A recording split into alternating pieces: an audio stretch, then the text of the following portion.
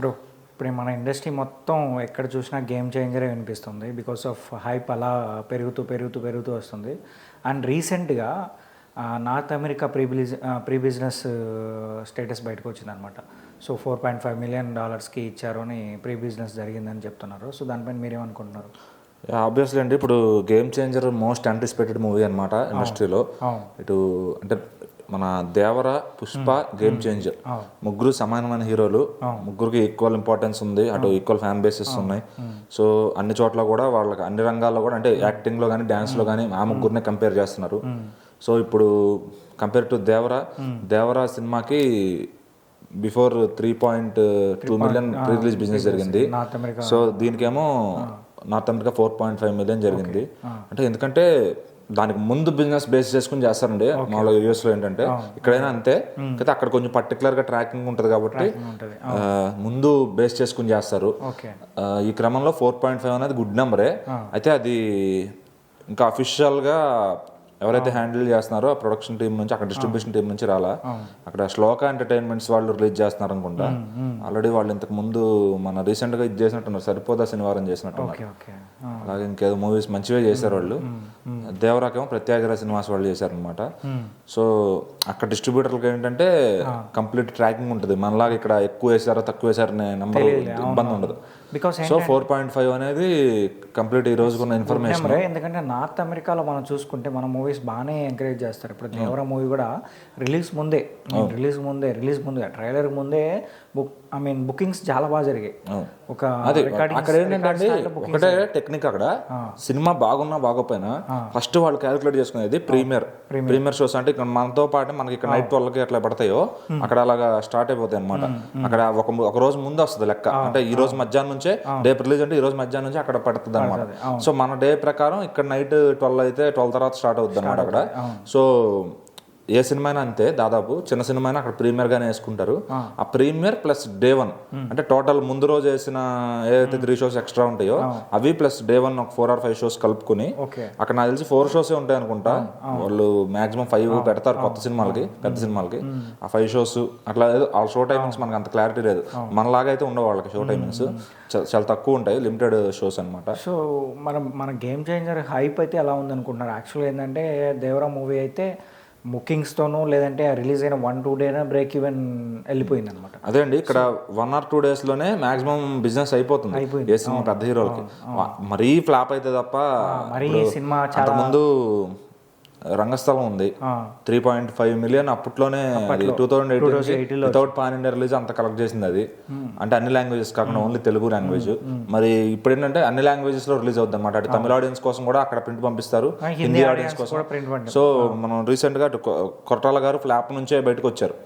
ఆచార్య cinema even 1 million కూడా చేసింది, దగ్గర 1 millionకి వెళ్ళింది. దాని తర్వాత దేవరా అనేది ది బెస్ట్ బిజినెస్. అంటే కొట్టాల గారి డైరెక్షన్ చూసుకుంటే ది బెస్ట్ బిజినెస్ ఆయనకి. ఇప్పుడు దీనికి వచ్చేసరికి గేమ్ చేంజర్ శంకర్ గారి సినిమా లాస్ట్ ఇండియన్ 2 అన్ని లాంగ్వేజ్ కలిపి 6 million కలెక్ట్ చేసింది అక్కడ. ఓవరాల్ ఓన్లీ తమిళం కాకుండా తెలుగు, హిందీ అన్ని కలుపుకుని 6 million క్లోజింగ్ పెట్టింది అక్కడ.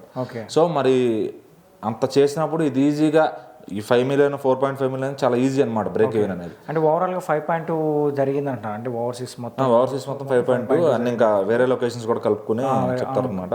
సో ఏదో నార్త్ అమెరికా అనేది ఏంటంటే మన తెలుగు వాళ్ళు ఎక్కువ ఉంటారు అనమాట. సో మీరు వాళ్ళకి మాక్సిమం రీచ్ అయితే సినిమా, ఎందుకంటే వాళ్ళు ఇక్కడైనా సరే తెలుగు వాళ్ళు చూస్తారు సినిమాలు అంటే పిచ్చి. మన వాళ్ళకి ఆబ్వియస్లీ తమిళ సినిమాలు అన్నా కూడా మన వాళ్ళు నిలబడుతున్నారు. అక్కడ డబ్ చేసి పంపిస్తుంటే అక్కడ కూడా 1 million పెట్టిన రేంజ్ మూవీస్ ఉన్నాయి. రజనీకాంత్ గారి కానీ డబ్ మూవీస్, సూర్య గారి కానీ, విజయ్ గారి కానీ, అజిత్ గారి కానీ. సో మరి ఆ కైండ్లో అక్కడ ఏంటంటే ఇప్పుడు అక్కడ బిజినెస్ అనేది 4.5 million చాలా ప్రెస్టేజ్ అనమాట. సో అది ఒకవేళ సినిమా తేడా టాక్ వచ్చింది అనుకోండి, అది కొట్ట ఛాన్స్ కూడా లేకపోవచ్చు. ఏంటి 5.2 million? బట్ ఒక్కసారి జస్ట్ ఇమాజిన్ కొడితే ఎలా ఉంటుంది. హిట్ టాక్ వచ్చిందంటే హిట్ టాక్ వస్తే కనుక డబుల్ ద మార్జిన్ ఉంటుంది అన్నమాట. Easy break even plus double. మనకు రికార్డ్స్ ఇప్పుడు బాహుబలి 2 21 million ఉంది record business, record collections. So ఆ తర్వాత చూసుకుంటే కల్కి ఉంది ఆ తర్వాత చూసుకుంటే మనకు బాహుబలి 2, ఐ మీన్ RRR ఉంది, అవును. బాహుబలి 1 ఉంది, తర్వాత సలార్ ఉంది. అంటే అవన్నీ అవుట్ ఆఫ్ ద అయితే నా రాజమౌళి కేటగిరీ లేదంటే బిగ్ బడ్జెట్ కేటగిరీ అనమాట. సో దేవరాను గేమ్ చేంజర్ సరికి budget around 400 crores. 400 crores. So వాటికి అక్కడ నుంచి ఇప్పుడు దేవరా 3.2 million అంటే దగ్గర 27 crore బిజినెస్ జరిగినట్టు. ఇది 4.5 million అంటే దగ్గర 38 crore, అంటే 9 crores డిఫరెన్స్ ఉంది. సో అంటే ఓవరాల్ ఏంటంటే మీరు ఒకటే అండి, శంకర్ గారిని తక్కువ అంచనా వేస్తున్నారు.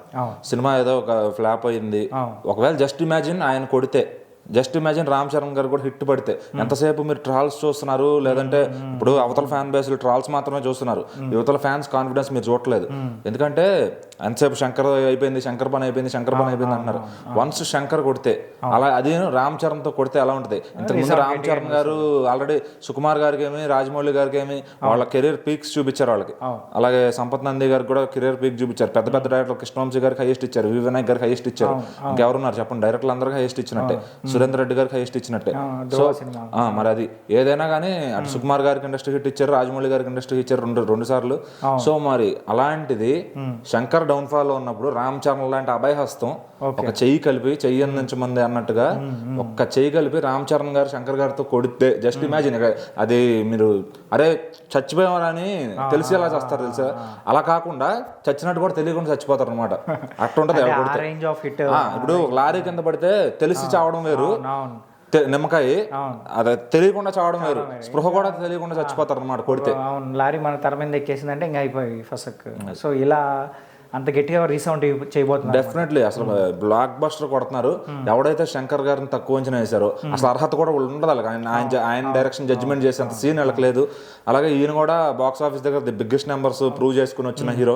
సో ఈయనకి సెటిల్డ్ మూవీ ఒకటి కావాలి ఇప్పుడు సోలోగా. చాలా 6 years అయిపోతుంది కాబట్టి వన్స్ అదే జస్ట్ ఇమాజిన్ కొడితే మాత్రం ఇక ఎవడు ఉండడండి. అది త్రివిక్రమ్ గారు కూడా చెప్పారు, నక్కలు అదే పులి తిని వదిలేస్తే నక్కల హీనాలు నెలనాళ్ళు పాటు పండుగ చేసుకుంటాయని చెప్పి.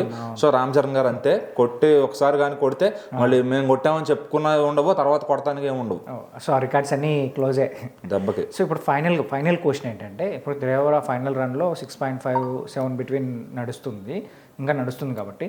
అండ్ వన్ థింగ్ ఏంటంటే బాహుబలి 1 8.9 ఉంది, సలార్ కూడా 9-8-9 బిట్వీన్ మిలియన్స్ దగ్గర ఉంది. సో ఇప్పుడు టార్గెట్ ఏంటంటే ఈ 2 మూవీస్ని, ఈ 3 మూవీస్ని రికార్డ్ అంటే దగ్గర గేమ్ చేంజర్ హిట్ టాక్ పడితే ఈజీగా డబల్ మార్జిన్ వస్తుంది. అంటే 9 million 10 million దాకా వెళ్ళిపోద్ది ఈజీగా. 4.5 million అనేది మీకు నాకు తెలిసి Day 1 ప్లస్ ప్రీమియర్ తో వచ్చేయచ్చు బ్రేక్ ఈవెన్ అనేది. సో ఈజీగా లాంగ్ రన్ లో అక్కడ 10 millionకి వెళ్ళే ఛాన్స్ అయితే ఉందన్నమాట. ఎందుకంటే శంకర్ గారి క్యాలిక్యులేషన్ ఉంది. సో ఆయన ఫ్లాప్ సినిమానే 6 million పెట్టినప్పుడు హిట్ సినిమా ఎంత పడుతుంది మరి మీరు చూసుకోవచ్చు. సరే వెయిట్ చేసి చూద్దామండి, మూవీ రాబోతుంది కదా.